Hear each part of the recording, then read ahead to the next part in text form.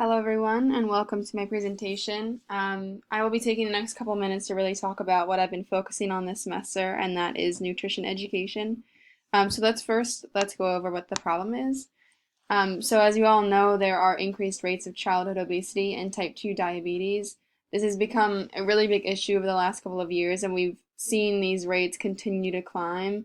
And this is something that I am really passionate about. I really want to see nutrition education become a part of the school curriculum. I think it should be, a part of their daily lives. I don't understand why it's not as important as math and science, art and English, when nutrition affects everyone's daily lives. We need to eat to live, and so why shouldn't we know the importance of the food that we're eating and the nutrients and vitamins that we're getting from it? Um, and a lot of the times, I think the issue is not only just an ignorance, but also an access problem. There's a lot of unequal access to affordable, nutritious food, and we see this a lot in Baltimore, as it is a food desert. So that's something that goes hand in hand with this. And so I also think children are just not being taught how to eat and how to live healthy. So this is something that my program that I've kind of created throughout this semester focuses on. So the solution, I think, in order for our children in schools to really grow and to see the importance of nutrition and a healthy lifestyle, I think an after-school program focused on cooking and gardening would really enhance this. If there were a program where they were able to come in, start cooking, start gardening, kind of have like hands-on activities, I think that they would really love it. I think that that would show through. And this gives them a greater chance to lead healthier lives in the future. The hope is that what they learn here, they take with them in the future. And so some of the program specifics that I kind of came up with, if this were offered twice weekly after school from like 4:30 to 5:30, and each session alternated cooking or gardening, this would really give the kids a chance to shine and to really find out what they like and what they don't like and what they think is interesting. Um, the curriculum and the schedule will be given out to students and parents beforehand so that you can kind of have an idea of where the class is going to go. And that these classes would be fun and educational. For like a cooking class, let's say, we could do kid-friendly sushi made with whole wheat bread, cucumber, avocado, and cream cheese. I've actually done this for the children that I nanny, and they loved it.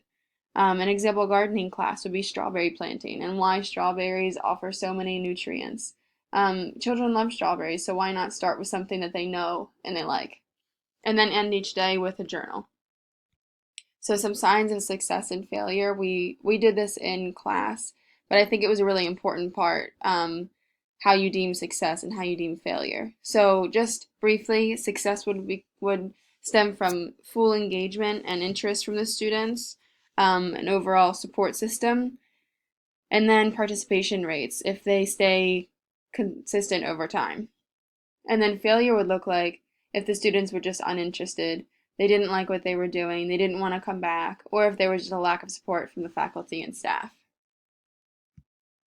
Possible donors, I looked up a lot of Maryland, well, not only Maryland, I looked up nationwide um, funders that do food specific or social specific issues. So these are big and small, and they provide grants. So let's say, for example, the Baltimore Food Policy Initiative would be one. And then Let's Move Salad Bars to Schools. These are both two that I would look into and hope to get some funding from. Some short-term and long-term goals. Overall, short-term is just an increase in the awareness of how to live healthy, an increase in cooking and gardening outside of school, and just increased dialogue and healthy living. Long-term would more so come in terms of statistics, so a decreased rate in childhood obesity and type 2 diabetes, and also overall equality between city and county and public and private schools. And so I end this with just a simple statement. It's something that I really believe in. It's time to invest in the health of our future generations. They are they're going to be the ones that make a difference, honestly. And a healthy child is a healthy world. So let's keep this in mind and let's use this to move forward. Thank you for listening to my presentation. And if you have any questions, feel free to post them on Goucher Learn.